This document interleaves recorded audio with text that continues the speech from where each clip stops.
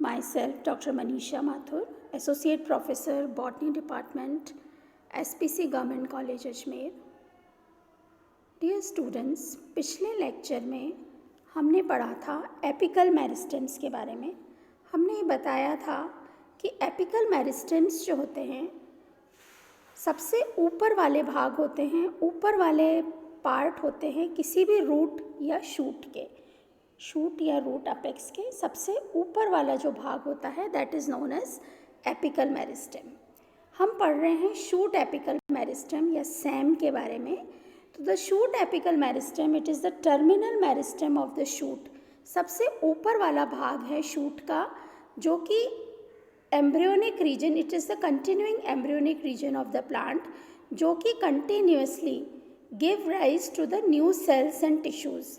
बार बार डिवाइड होके नए सेल्स बनाता है और नए टिश्यूज़ बनाता है जिससे कि प्लांट के नए ऑर्गन्स का फॉर्मेशन होता है. ये सेल्फ डिटर्मिनिंग है एंड ऑटोनॉमस है. ये जो पार्ट है shoot apical meristem it is self determining and autonomous centre of the plant.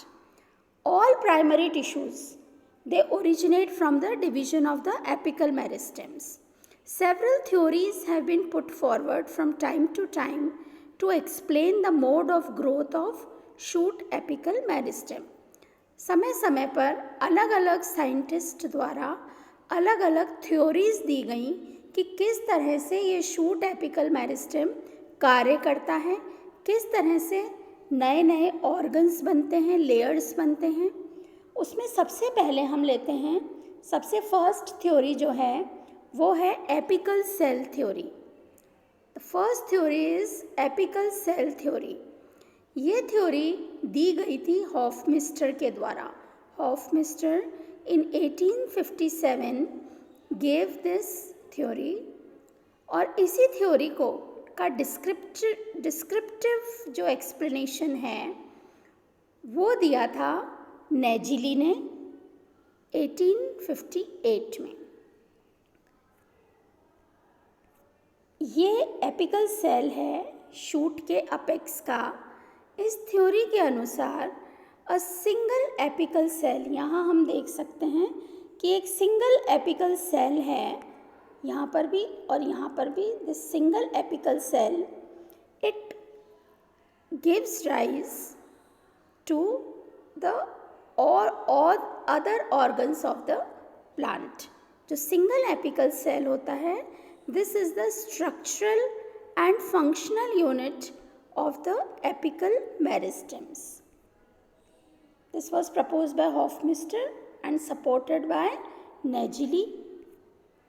ये देखिए इस डायग्राम के अंदर हम देख सकते हैं कि a single apical cell it is the structural and functional unit. ये सिंगल जो एपिकल सेल है ये ही स्ट्रक्चरल और फंक्शनल यूनिट है एपिकल मेरिस्टेम की. और ये जो सिंगल सेल है it governs the whole process of growth. ये सिंगल एपिकल सेल ही बार बार डिवाइड होकर आगे के सेल्स बनाता है और टिश्यूज़ बनाता है.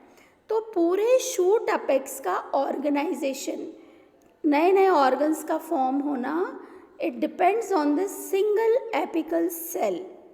It is the main unit of division. अब ये जो एपिकल सेल है ये देखा गया था एल्गी में. This cell was found to occur in algae and majority of bryophytes.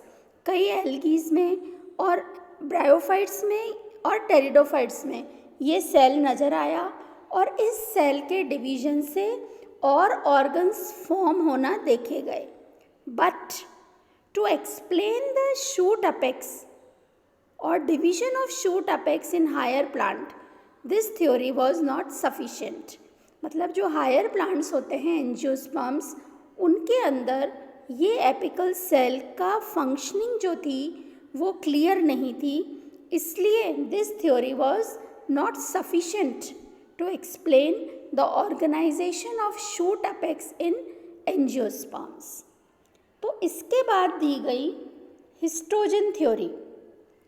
Second theory जो आई वो थी हिस्टोजन थ्योरी, और ये हिस्टोजन थ्योरी दी गई हैंस्टीन के द्वारा in 1868. Histogen theory was given by Einstein in 1868.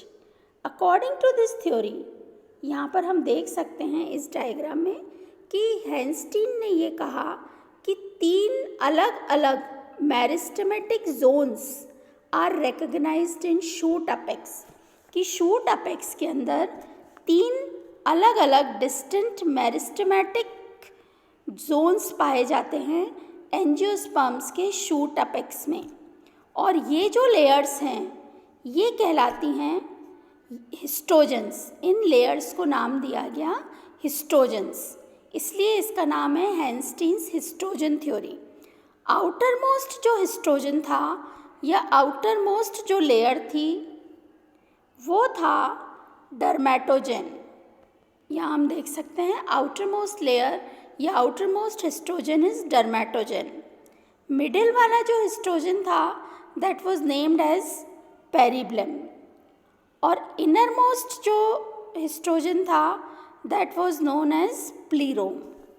अब ये कहा गया कि जो डर्मेटोजेन जो है सबसे आउटर मोस्ट जो हिस्टोजन है डर्मेटोजेन, ये इसके सेल्स डिवाइड होकर एपिडर्मिस बनाते हैं। Dermatogen it gives rise to epidermis, इसके सेल्स बार बार विभाजित होकर एपिडर्मिस का निर्माण करते हैं।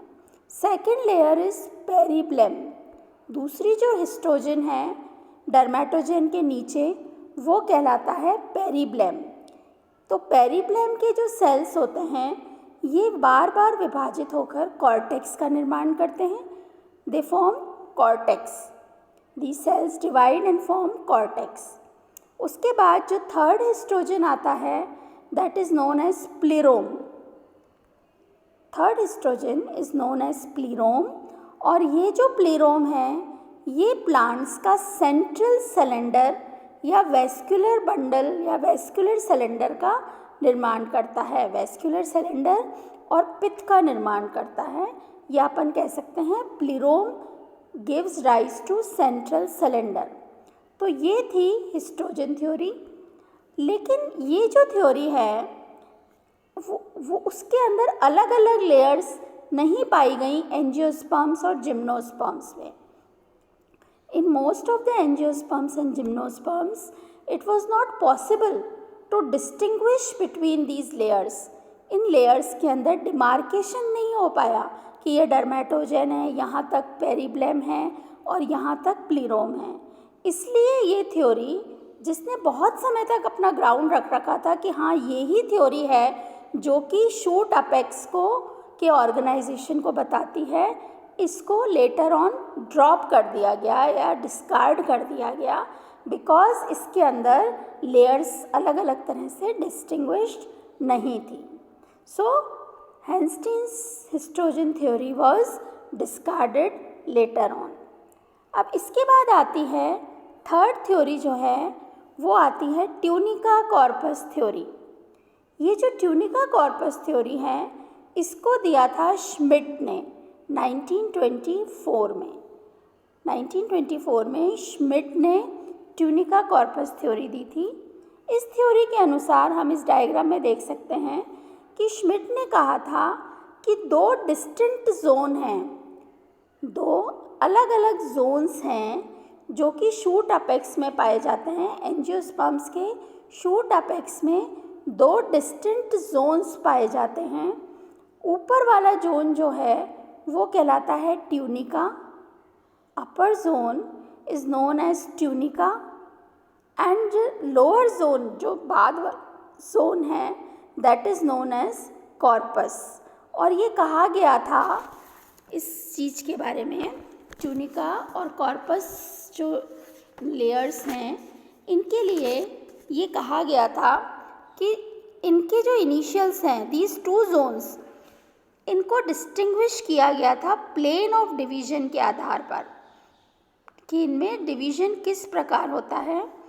ट्यूनिका जो कि एक शीट की तरह से होती हैं, इसके अंदर सिर्फ एंटी क्लिनिकल डिविजन्स होते हैं। Only anticlinal divisions take place in tunica, जबकि जो कॉर्पस होता है उसके अंदर जो सेल्स होते हैं वो अलग अलग प्लेन से डिवाइड होते हैं। The cells divide in various planes. तो ट्यूनिका और कॉर्पस के अलग अलग इनिशियल्स होते हैं और इनके अंदर इनको अलग अलग हम इस तरह से कर सकते हैं कि लार्ज साइज और वैक्यूलेटेड जो सेल्स होते हैं वो ट्यूनिका में होते हैं। और इस थ्योरी को कई समय तक, इस थ्योरी सबसे ज़्यादा मान्य जो है वो ट्यूनिका कॉर्पस थ्योरी है for the organisation of shoot apex in angiosperm. This angiosperms plant जो होते हैं उसमें ट्यूनिका और कॉर्पस जैसी 2 लेयर्स पाई गई, इसलिए this theory was applicable for many of the angiosperms. अब आगे की अपन थ्योरीज नेक्स्ट क्लास में करेंगे। Okay, thank you.